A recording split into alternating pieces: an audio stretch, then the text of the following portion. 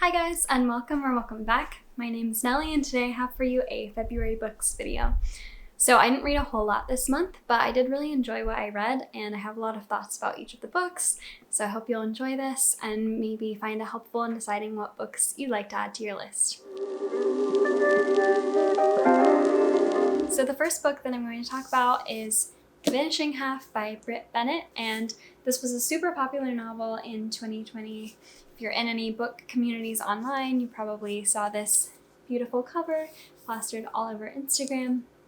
But the novel mainly centers on two twin sisters, Desiree and Stella Vignes, who have been raised in a town called Mallard, which was founded by their great-great-grandfather. And the unusual aspect of the town is that it is exclusively populated by light-skinned Black people. And the novel sort of starts at the point at which Desiree, one of the twins, is returning to the town after having run away with her sister when she was 16.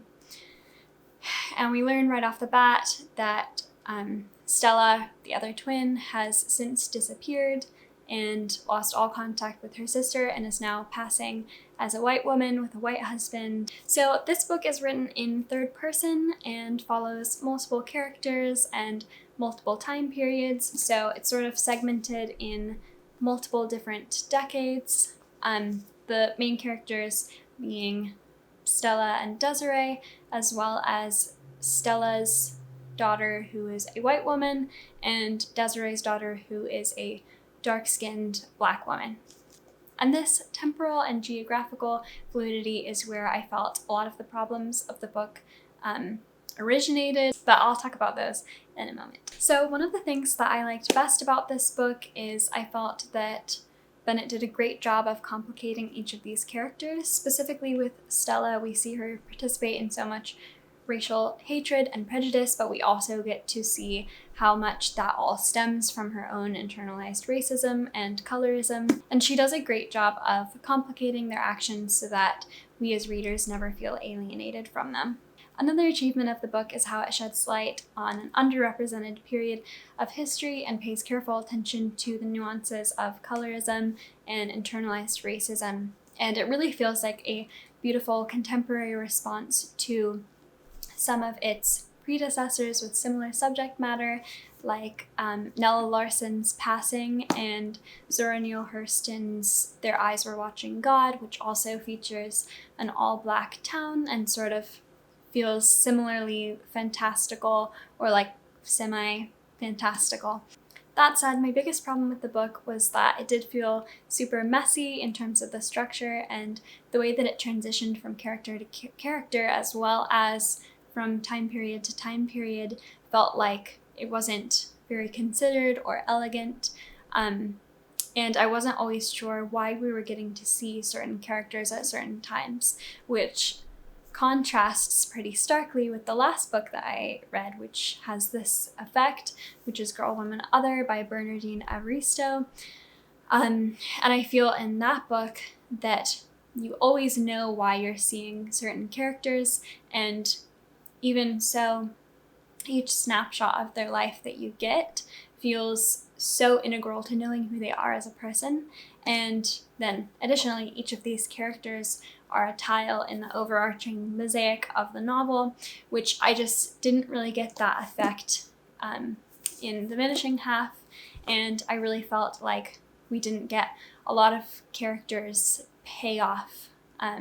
Like we never got to see their story like fully complete, which was really frustrating to me. My next problem is a pretty huge one for me, which is that each of the major plot points of the story happen because of coincidences and rely on the reader's belief in these coincidences that Bennett uses to make certain events happen. And this felt kind of juvenile to me. The obviousness with which the writer's just working inside of the story and manipulating each of the characters to make them do certain things. And then the result is that all of these events, like major events of the story, feel super unnatural.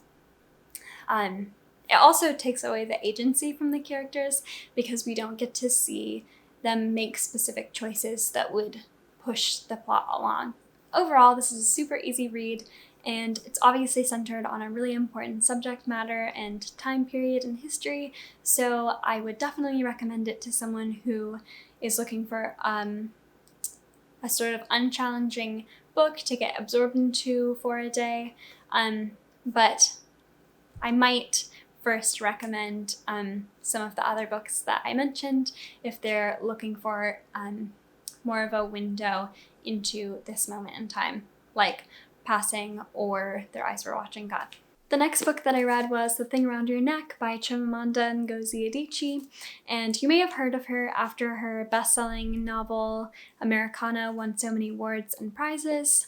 I also just read it 6 months ago or so, and I knew right away that I wanted to read some more of hers. This collection was published in 2009, which was a few years before Americana came out, but it does deal with similar sort of themes of identity, racism, generational trauma, migration, gender. Adichie is a Nigerian writer, so a lot of the stories take place in Nigeria or feature Nigerian characters in America or other countries. So the common thread tying each of these stories together really seems to be that each character has something pressing on them psychologically, emotionally, usually an injustice, a secret, some kind of guilt, or a piece of information that they shouldn't know. I really feel like this collection has everything that you could want in a short story collection. The prose is so tight and punchy, the characters are always surprising and complex, and the locations of each story are super rich and detailed. And this almost never happens with a short story collection, but I felt like every story stood on its own so perfectly, and each one was completely worth telling, which, like I said, doesn't always happen. When you read so many short stories, you often will finish a collection thinking, okay, well, how did that one story fit in? Or maybe I would throw that one out, but I really didn't feel that way at all with this collection. Each story is so powerful, and I cannot recommend it enough.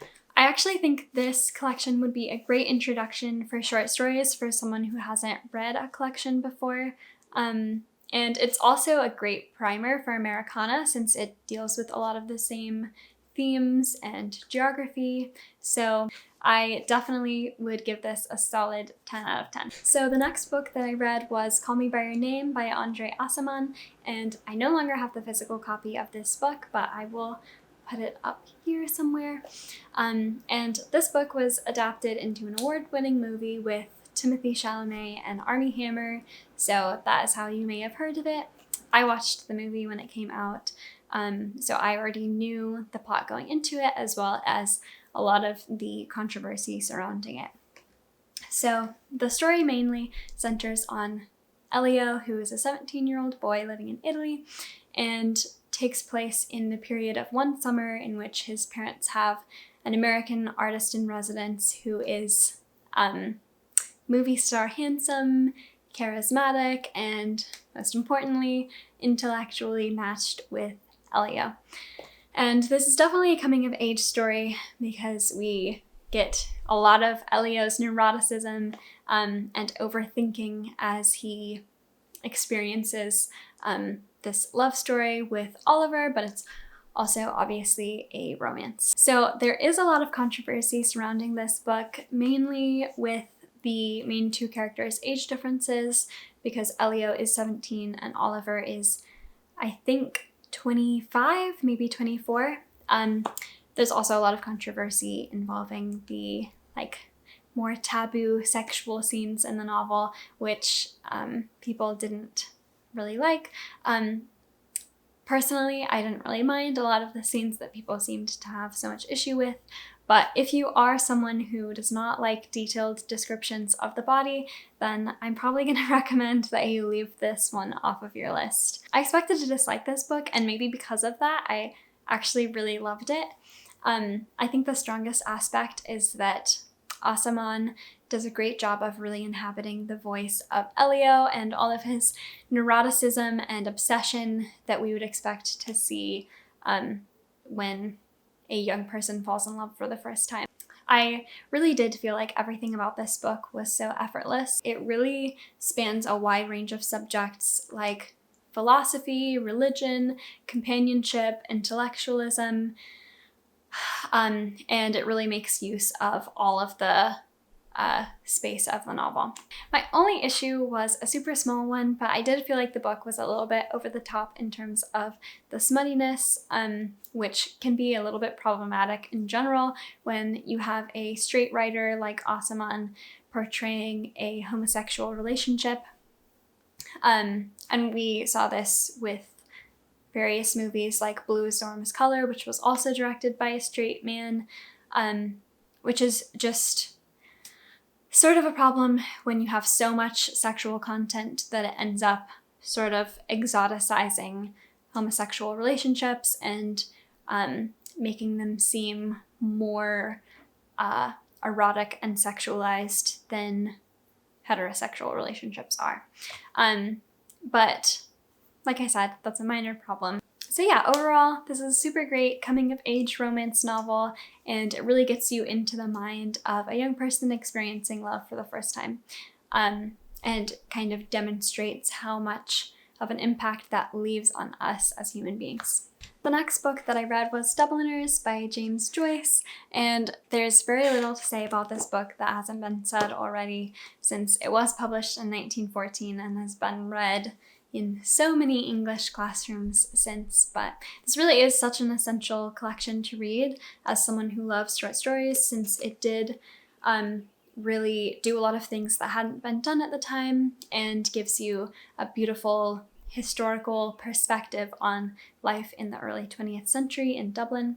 So this is 15 short stories that all take place in Dublin, and they each zero in on a character as they are going through some kind of like life-changing or eye-opening experience in their lives. Some of my favorite stories were An Encounter, A Little Cloud, A Painful Case, and The Dead, which I think is one of the most popular stories.